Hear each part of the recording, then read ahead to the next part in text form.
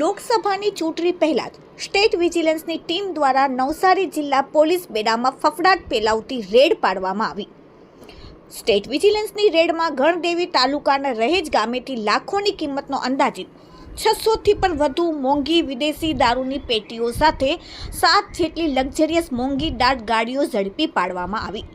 Gandevi police સ્ટેશનથી માત્ર 500 મીટરના અંતરે જ રેડ પાડવામાં આવી.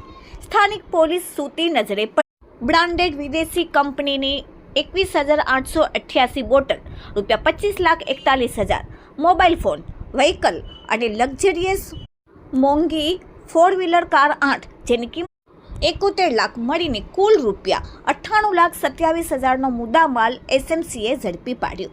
આ સાથે મહેબૂબ બસા શેખ ડ્રાઈવરને ઝડપી પાડવામાં આવેલ છે, જ્યારે મનિક પટેલ અને સાથે વિકી એલિયસ લાલુ પટેલ એલિયસ લાલુ ગણદેવીને વોન્ટેડ જાહેર કરવામાં આવેલ છે. Bureau report, daily India TV, Surat.